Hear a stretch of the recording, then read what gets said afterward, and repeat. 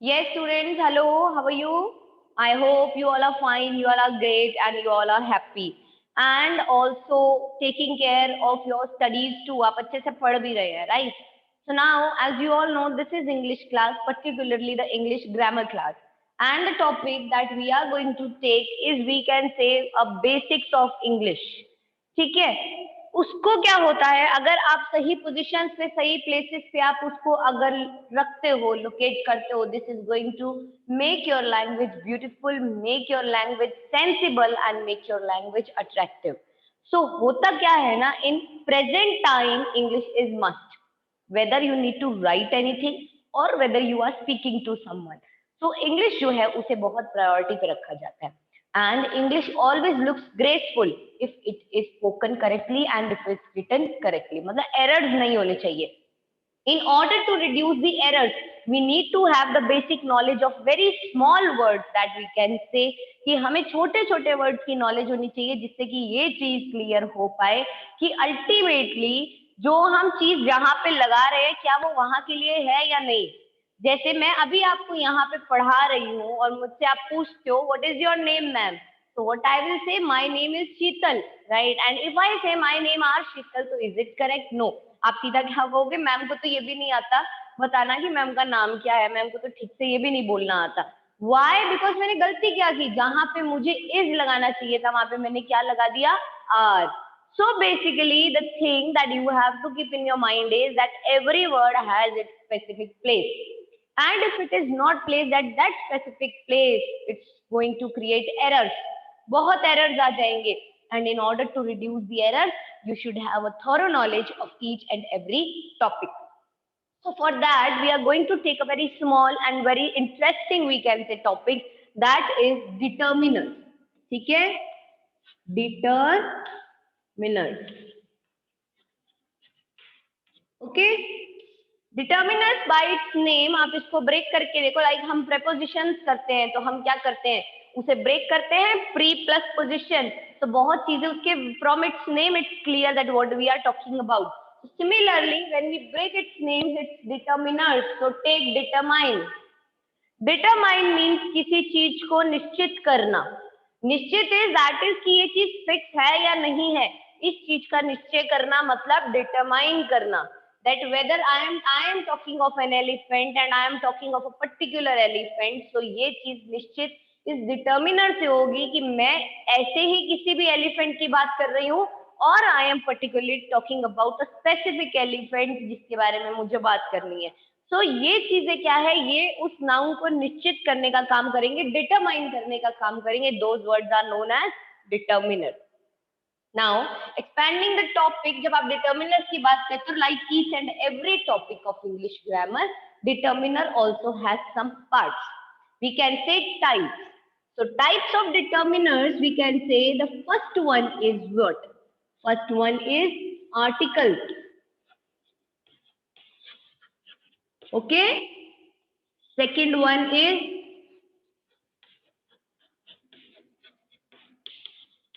demonstratives. Third one is distributives. Fourth one is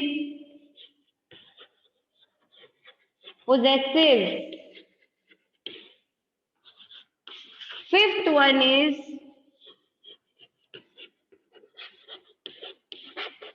quantifiers. And the sixth one is numerals. Okay? Numerals. So see, when we talk of articles, articles basically क्या होते हैं? A, an and the. Demonstrative, words that are used to point something. तो ये क्या होते हैं? Demonstrative means this, that, these and those. Then comes the distributive, the words that show equal distribution to each and everyone. So each and every. Possessive, possessive means the words that show the belongingness or the ownership.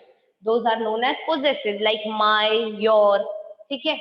Then comes the quantifiers. If you have things in front of you, it's not possible to count everything or to measure everything. तो जो चीजें कुछ countable होती हैं, कुछ uncountable होती है, तो uncountable rules can only be measured comes under the category of quantifier.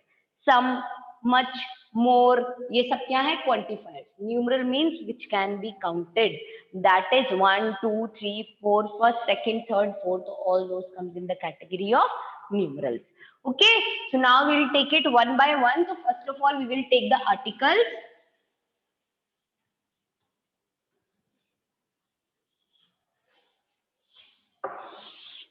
देखो, articles, basically there are two types of articles. One is indefinite article and the other is definite article. ठीक है, indefinite and definite. indefinite के अंदर कौन से आते हैं? a आता है और n आता है. ठीक है, and definite में क्या आता है? the. ओके, नाउ इसे करने का तरीका क्या है? देखो, I am making a box, focus on it. How many letters you have from A to Z? It's how many? 26, right? Out of this 26, A, E, I, O and U, these are what? 5 vowels. Okay, and remaining 21 are the consonants. ठीक है, now what we have to do is, हमें जब भी हम articles use करेंगे, we have to focus on the sounds. किस पे focus करना है? साउंड्स पे. डज नॉट मीन कि किसी वर्ड के आगे हमें ए दिख गया या ई दिख गया, आई दिख गया, ओ दिख गया, यू दिख गया, तो we'll take it as vowel. No, you have to take the vowel sound. while placing a and an, you have to keep in your mind these sounds. So जो हमारी 21 कॉन्सोनेंट की साउंड आती है ना, consonant, कौन सा sound आती है वहां, तो आप क्या लेते हो? अ. और जो हमारी 5 वोवल साउंड आती हैं वहां पे आप क्या लेते हो? ऐ. Okay, this will be more clear with an example. देखो, आपको मैं एग्जाम्पल देती हूँ. Like if you say dash shirt. अब ये शर्ट बताओ, एस क्या है? एक कॉन्सोनेंट है. ठीक है, it's a consonant, it's giving the sound of shirt, श. This is also a consonant sound. तो मैं यहाँ पे क्या लगाऊंगी? Because with consonant I have to take a, so I took a. It's right? Yes. Now comes this, and here it's written R, H-O-U-R. Now H is what? H is again a consonant. अगर मैं इस H को consonant समझ के यहाँ पे A लगा दूंगी ना, तो ये क्या हो जाएगा? Wrong. Why? Because ये यहाँ पे ये H तो है, बट आप इसको बोल के देखो. Will you ever say हार? नहीं. क्या आप ह की साउंड दे रहे हो? नहीं. आप इसको क्या बोलोगे? R. H-O-U-R, R. तो आ की साउंड आ रही है, that is what? That is a vowel sound. तो आप इसको क्या लिखोगे? An R. तो an R will get correct. ठीक है, तो आपको फोकस किस पे करना है? साउंड्स पे. ऐसे ही आप नेक्स्ट एन वाला देखो. अगर मैंने आपको यहाँ पे डैश देके यहाँ पे आपको मैंने दिया एलिफेंट, आपने बचपन में एलिफेंट के आगे हमेशा से एन लगाया है ना, बट आपने क्या देख के लगाया है? That this is a vowel. तो वोवल के आगे तो एन लगता है, तो ई तो वोवल है, तो हम यहाँ पे क्या लगा देते हैं? एन लगा देते हैं. बट एक्चुअली ऐसा नहीं है. एन आपने लगाया तो है, बट आपने ई देख के नहीं लगाया, आपने इसकी वोवल साउंड देख के लगाया है. See, elephant, it's giving a vowel sound. So because of that vowel sound we placed n. That is why बहुत से दिमाग के अंदर ना, this is a fixed funda that wherever there is a vowel place n. So sometimes what happen, हम vowel देख के n लगाते हैं, but our question is incorrect and later we say मैंने तो सही किया था, I don't know why ma'am ने marks कट कर लिए. ठीक है, and sometimes while checking your copies आप ले भी जाते हो, मैम देखो यहाँ पे vowel है, मैंने n लगाया, it's correct ना. Ma'am is going to say no beta, it's not correct, it's wrong, because इसमें ऐसा ऐसा logic होता है. So this is the logic that you have to focus on the sounds, not the letters. So see, next for example, suppose I give here a dash and I write one way street. Okay, one way street. Now O is what? O is a vowel just like E. तो अगर मैं यहाँ पे an दे देती हूँ तो is it going to be correct? No. Why? Because मैंने O को देख के यहाँ पे an लिख दिया. It's incorrect. Now again take this one dash. One way street. ठीक है. Now आप इसको बोलो. आप इसको क्या बोलते हो? ऑन बोलते हो क्या? O N E on? नहीं. O N E un? नहीं. O N E means one. व की साउंड आ रही है, दिख हो रहा है, but it's giving you a sound व and it's a consonant sound. So ये चाहे vowel है, but it's giving a consonant sound, so you have to write a one-way street. And if you write it a one-way street, so it's going to be correct. Okay, clear? If clear, then quickly raise your hand. अगर आप ये a और an का एक difference समझ गए हो तो yes, very good. Okay, good. And कोई doubts होंगे तो दिमाग में रखेंगे, इसको हम later अभी करेंगे इसको discuss. ठीक है? ओके, सो देखो ये जो A and, so now these are both what, ये दोनों क्या है? सो पहली चीज तो आपको फोकस किस पे करना है? साउंड्स पे फोकस करना है. ठीक है, very important that you have to focus on the sound. And these two articles that is A and an, these are known as what? indefinite articles. ठीक है, ये क्या है? indefinite articles. ठीक है इसका यूज. नाउ हम मूव करेंगे डेफिनेट आर्टिकल पे.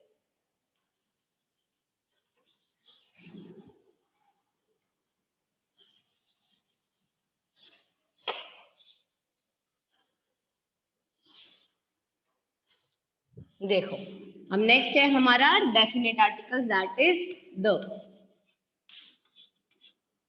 द कहने का मतलब है ए और एन क्या था? इनडेफिनेट था. Indefinite means they were not fix, निश्चित नहीं थे वो.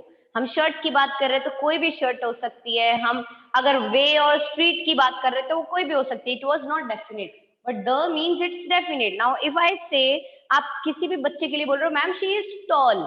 Okay, simple. ठीक है, ma'am she is taller than her. ठीक है, okay. And if you say ma'am she is the tallest in the class, that means कि ये निश्चित हो चुका है कि ये सबसे टॉल है क्लास में. तो what you said, she is the tallest. तो वेयर जहां पे चीज डेफिनेट हो जाती है ना, वहां पे हम क्या यूज करते हैं? द. इसीलिए इसको हम क्या बोलते हैं? Definite article. So like if I से सन, आप कहीं पे भी सन की बात करो, सन इज वन, एक ही सन है, so it's going to be said the sun. Moon, the moon. ठीक है, उसके अलावा river, the Ganga, the Brahmaputra, the Krishna, the Kaveri, the Jupiter, the Mars, the Pluto. तो आप किसी भी चीज की बात कर रहे हो जो चीज सिंगल सिंगल है, the Taj Mahal, the Qutub Minar, the red fort, तो जो चीजें वन है, wherever you are talking. आप आज हिंदुस्तान में आप खड़े होकर ताजमहल के बारे में बात कर रहे हो, आप अमेरिका जाके ताजमहल की बात करोगे तो क्या वहां पे कोई और ताजमहल है? नहीं. If Americans are also talking about the Taj Mahal, they are talking about that one Taj Mahal which is situated at Agra. So इसी तरह से if they are talking about sun, so it's the same sun. That does not mean that India has a different sun and America has a different sun. No, both have the same sun. तो वो definite है चीज.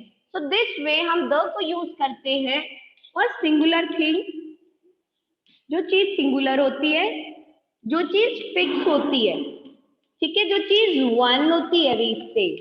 ठीक है, तो उसको हम किस कैटेगरी में लेंगे? उसको हम डेफिनेट की कैटेगरी में लेंगे. नाउ इसे यूज कहाँ करना है? With the names of planets, reverse, monuments. ठीक है, उसके अलावा मॉन्यूमेंट्स हो गए, रिवर्स हो गई, प्लैनेट्स हो गई. Suppose you are talking of sun, suppose you are talking of moon. तो जो चीजें वन है तो वहां पे उनके साथ में आप क्या लोगे? द लोगे. तो इफ आई से डैश ताजमहल, तो आप क्या लोगे? द ताजमहल. ठीक है, इफ आई से डैश गंगा, तो यू आर गोइंग टू से द गंगा. क्लियर? तो ये अब कुछ चीजें ऐसी होती है जहां पे आपको द को यूज नहीं करना, where you don't need to use the, जहां पे द प्रोहिबिटेड है, वो चीज हमें देखनी है कि द को यूज आपने कहा नहीं करना। तो यहाँ पे देखो, मतलब आपको यूज नहीं करना, don't use the with, the को यूज कहाँ नहीं करना वो देखोगे आप। Name of meal, lunch dinner breakfast बोलते हैं ना, उसके साथ में नहीं लेना। Name of person, the Rohan the Sohan बोलते हो, नहीं। नेम ऑफ कंट्रीज और वी कैन से सिटीज, ठीक है। I live in the India बोलते हो, नहीं, क्योंकि वो डेफिनेट है, तो आप तो बोलोगे आई लिव इन इंडिया, वहां पे हमें द को ओमिट करना, नहीं लेना। नेम ऑफ डेज, फिर name of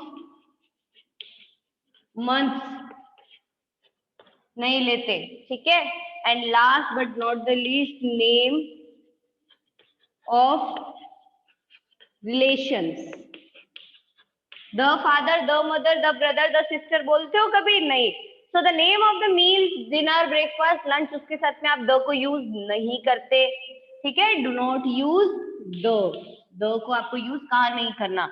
name of the person, जैसे द रोहन द सोहन नहीं बोलते। Name of the country, the India, no, we directly use India.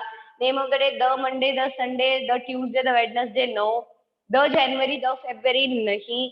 And the mother, the father, the brother, नहीं। तो इन फॉलोइंग चीजों के साथ में आप द को यूज नहीं करते हो। सो द को यूज कहाँ करना है, where the things are definite. Now you will say कि मैम डिनर इज डेफिनेट, तो हमने उसके साथ द लिया, नहीं, but it is a set rule, कहाँ पे आपको इसको ओमिट करना है, कहाँ पे इसका ओमिशन रिक्वायर्ड होता है। So name of the meal, name of the person. Now you will say, ma'am I am particularly talking about रौनक ना, तो वो तो डेफिनेट है ना कि मैं रौनक की बात कर रहा हूँ, तो वहां तो द आएगा। आप उस डेफिनेसी के लॉजिक से बोल रहे हो, but you have to follow the rule जो ग्रामर ने बता दिए।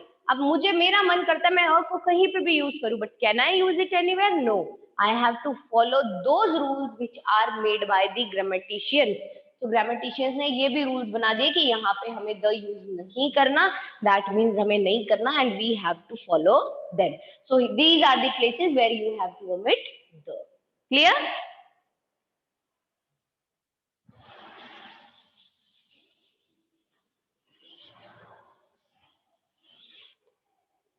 Now take the second determiner, that is demonstrative. Demonstrative means चीज को point out करके बताना। तो demonstrative के ना दो dimensions होते हैं करने के, one is होता है distance and one is होता है number. Distance कहने का मतलब either the thing is far or the thing is near. And number कहने का मतलब either the thing is singular or the thing is plural. And how many demonstratives we have? 4. That is this, that, these and those. Okay. So देखो, अगर कोई चीज singular है and it's close to me, I am going to say this is my book. If the singular and it's far from you, you are going to say that is my book. If the things are plural and close to you, you are going to say these are my books. And if the things are plural but far from you, you are going to say those are my books. So this, that, these, those. So when the thing is near and singular, so आप क्या बोलते हो? This. When the thing is far and singular, you use that. When the things are plural and we can say they are near, so you will say these. And when the things are singular and far, तो आप क्या बोलोगे? Those are my books. So these are the demonstratives. You must have seen the demonstration done by something. आप कुछ सामान लेने जाते हो, कुछ करते हो, so there are people who give you the demonstrations of a thing. Demo देते हैं ना, डेमो, तो उसमें वो यूजुअली क्या करते रहते हैं कि ये ऐसे है, ये वैसे है, दिस दैट दीज दोज, वो यही तो वर्ड यूज करते रहते हैं during demonstration of that particular thing. तो ये क्या होते हैं, डेमोन्स्ट्रेटिव। नाउ थर्ड जो हमारा आता है वो हमारे आते हैं distributive. Distributive, these are the very simple ones, ठीक है। डिस्ट्रीब्यूटिव्स क्या है? Now if I say that it's my birthday and I want to give sweets to all the students of my class and there are suppose 100 students, is it possible for me that I will take Sham take a sweet, Geeta take a sweet, Shefali take a sweet, Rohan take a sweet, Sohan take a sweet? Is it possible? No, actually it's not possible. So our grammaticians have discovered some words with which equal distribution can be given. Now if I say each of you please take one sweet, so अब मेरा तो same message है ना कि सब toffee ले लो and please each of you take a sweet. So each and every, this is a message equally distributed to all. So how much time is saved, how much energy is saved, तो कितना quickly ये काम हो गया. So these are the basic rules for the distributives. So see, if we have each, every, all, either, neither, any, ये क्या है? These are the basically we can say the distributives. Each of you, every of you, all of you, neither of you, either of you, any of you. तो ये क्या है? These are the words which show the equal distribution. Each of you, like if I say that submit your work to me, and if I have to say this, so if I am going to say this to all of you, so what I am going to say, तुम भी अपना work दे दो, तुम भी अपना work दे दो, तुम भी अपना वर्क दे दो. रादर आई विल से, और तुम में से किसी ने नहीं दिया, तो again I am going to tell तुमने नहीं दिया, तुमने नहीं दिया, तुमने नहीं दिया, तुमने नहीं दिया. तो बेटर क्या है? इफ आई से neither of you have submitted me your work. Why? So neither say this message is equally given to all. So these are the distributives. Okay. Now after distributives, fourth one are possessives. These are very interesting ones. देखो, possessive का मतलब होता है word showing the belongingness. ठीक है, word showing the belongingness. और we can say another word इसके लिए जो हम यूज करते हैं वो होता है ownership. Now this is a chalk. ये एक चौक है. अगर मेरे को ये बोलना है ये मेरा चौक है, what I am going to say, this is my chalk, right? So my word is showing what?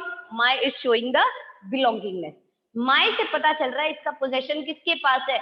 This is me who possess this. इस स्कूल में हम खड़े हैं, आई एम गोइंग टू से, मैं बीकानेर के किसी भी स्कूल के सामने जाके तो नहीं बोलती ना this is our school, this is our school, this is my school. No, when I stand in front of LPS और I see a picture of LPS somewhere, what I say, this is my school, और rather this is our school. So R and my are showing the belongingness. My and R are showing the possessiveness, belongingness, कि हम किससे belong कर रहे हैं. So things we can possess in two ways. Either we belong to that particular thing or we are the owner of that thing. So those words which show these ownerships and belongingness are the possessives. So see, his, this is his book, her, mine, this is mine, this is my. ठीक है. फिर their, this house, this is their house, this is our school. ठीक है. तो ये सारे क्या है? What are they showing? Your, is this your copy? तो your will again shows that possessiveness. तो ये सारे क्या है? These are the possessiveness. Suppose अगर आज आप किसी रीजन से घर के लिए लेट हो गए, ठीक है, and all the class is late, so your everybody's parents are going to call to the school and ask where are our kids left. अभी घर नहीं पहुंचे हैं बच्चे. Now let me know कि suppose मैं आपके साथ की एक स्टूडेंट हूँ and if my mother is calling me, so my mother going to ask about all of you? No, she's just going to ask कि आज क्या हो गया, शीतल has not reached home yet, what happened, is everything okay? School में रोका गया है, कुछ काम है, क्या दिक्कत है, तो वो पूछा जाएगा. तो the thing is, why my mother is just asking about me? Because I am her possession. She belongs to me and that is why she is possessive about me. अगर मेरे हाथ में अभी एक मोबाइल फोन है and if it falls down and break, I am literally going to cry. But what you are going to say, oh ma'am, phone टूट गया, we are very sorry for this. Why you are not having the same pain that I am having? Why you are not crying if my mobile phone has broken? Why? Because you are not having the possession of that mobile phone. आपके पास अपना है, ठीक है, वो phone किसका था? मेरा। तो उसके लिए पोजेसिव भी कौन होगा? जो उसका ओनर है या जिससे वो बिलोंग करता है। तो मैं उस फोन की ओनर हूँ, मैं उसको पोजेस करती हूँ, दैट इज वाई उसका पेन मुझे हो रहा है, आपको नहीं हो रहा। So we are possessive about the thing that belongs to us, और जिसको हम ओन करते हैं। तो उनको शो करने के लिए जो वर्ड्स हम यूज करते हैं, they are the possessive. Clear? Now we are going to take the last two. Those are very simple ones. बिल्कुल सिंपल है, वो आप देखेंगे।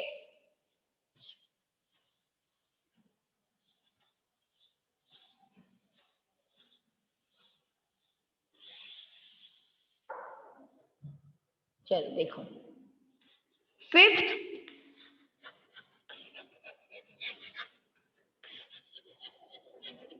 क्वांटिफायर, ठीक है, क्वांटिफायर्स। अब क्वांटिफायर्स आपको पता है, हमारे पास थिंग्स होती है ना,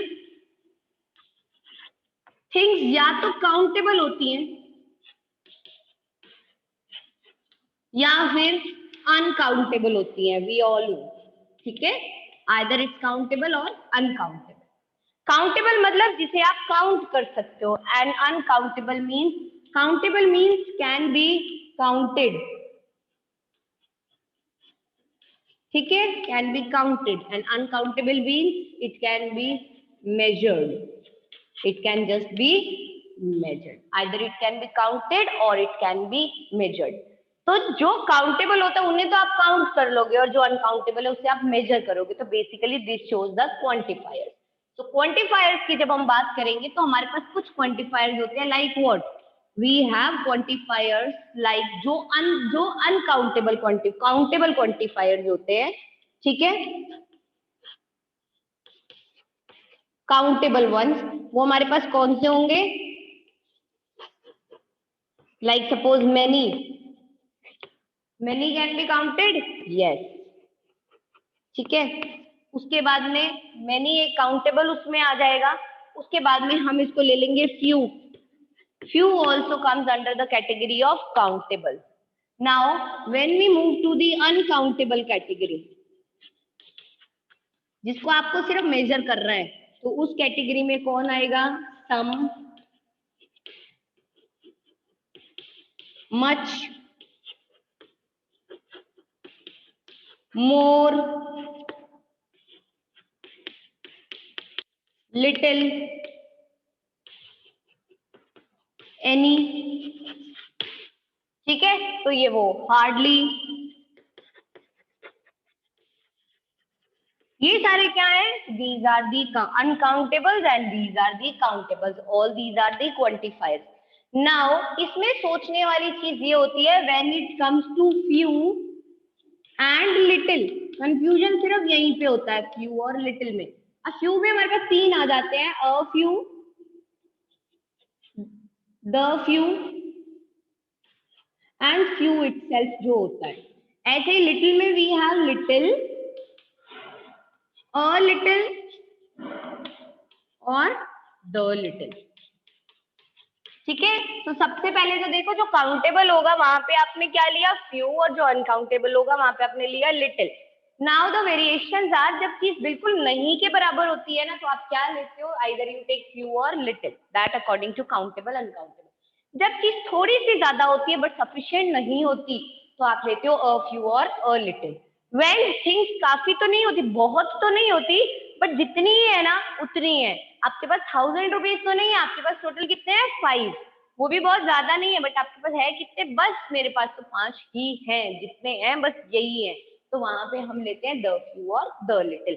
अदरवाइज जिनको आप काउंट कर सकते हो वहां पे आप मेनी और फ्यू लेते हो। जहां पर अनकाउंटेबल होते हैं, some milk, much milk, give me some more milk, little, ठीक है, any and hardly, all these things show there is hardly any water left in the tank, or there is some milk in the jug. So all these are showing the measurement that is uncountable. So these all together are what? All together these are known as the quantifiers. Now the last one is sixth one, which is known as numerals. Numerals are very simple numbers. इसको लिखने के दो तरीके हैं, either you will write it as 1 2 3 4 and so on, कुछ कितने भी लिखो, या फिर आप इसको लिख सकते हो first second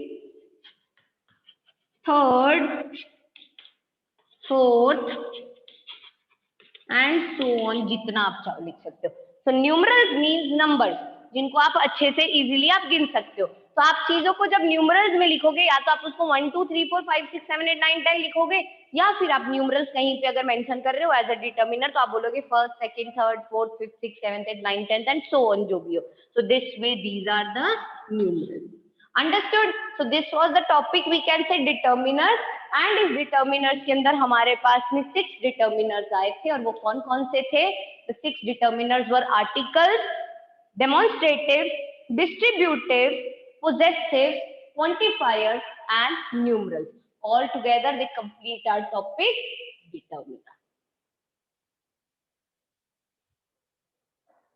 Yes, I hope you understood it well. सबको क्लियर हुआ ये topic? If yes, quickly hand raise करेंगे सब। Now you will go through the topic, you will go through the exercises. आप एक्सरसाइज में देखेंगे and during the reading the exercises आपको कोई भी डाउट होता है, you can ask, okay?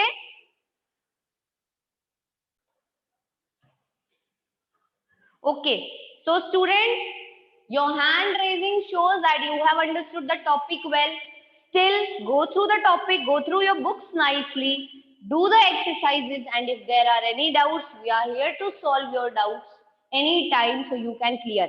But I hope that you have understood well and this topic is explained as well, and I hope that there are no doubts to be solved. आपको कोई doubt होगा ही नहीं, you will get to know as and when you go through the topic that you have understood it very nicely. Okay, so this is all for our today's class, and I hope I delivered this topic well to you and you have understood it nicely as explained by me, I think properly. जितना better way में हम कर सकते थे, that it should be easy to be understood by you. I hope I have explained it well, and go through it. Still, if any doubts, you can ask. Okay, so this is all for today's class. Stay home, stay happy, and keep studying hard.